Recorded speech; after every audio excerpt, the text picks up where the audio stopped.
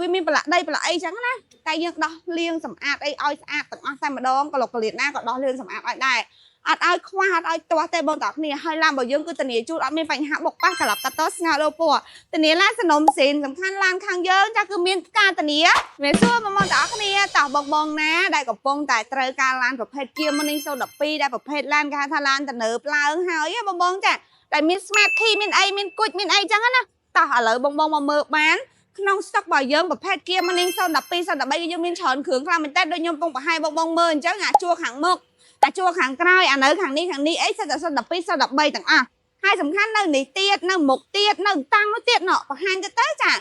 គឺថាមានច្រើនគ្រឿងខ្លាំងមែនតើសម្រាប់ Kia Morning 012ក្នុងស្តុកឥឡូវនេះហើយសម្រាប់បងបើសិនជាចង់បានមិនថាបងមលួសមិនថាទិញលុយសុទ្ធទេបងអាចចេញមកមើលផ្ទាល់ដល់ទីតាំងនៅក្រុមហ៊ុនខាផបចាំចៅបានសំខាន់ឡានរបស់យើងគឺថាធានាជូនតែម្ដងដូចឡាននេះទៅតម្លាក់ទេចា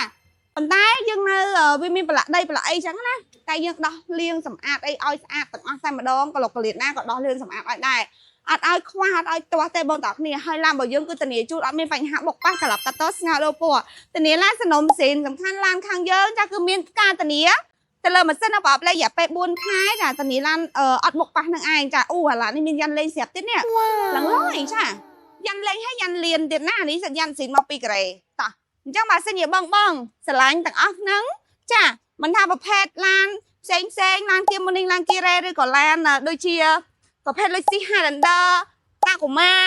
ឬក៏ Starrix អីទេ Carnival អីទេគឺយើងមានច្រើនមែនតើនៅក្នុងឃ្លាំងឥឡូវនេះចាហើយសំខាន់គឺគៀកចូលឆ្នាំខ្មែរមែនតើនៅតែមួយថ្ងៃទៀតទេដល់ថ្ងៃចូលឆ្នាំខ្មែរចាំបើសិនបងអត់មានឡានជីឬក៏បងកំពុងត្រូវការឡានជីដើម្បីទៅស្រុកជួបបងប្អូនចាបងអាចជួយមកមើលបានបងមលួដៃខ្សែលើមកតធនីគារគឺកំពុងតែធ្វើការណាបងតគ្នាចាហ្នឹងហើយចាំបើសិនចង់បានឡានសាសាមានការធានាត្រឹមត្រូវកុំភ្លេចមកខាផបអរគុណ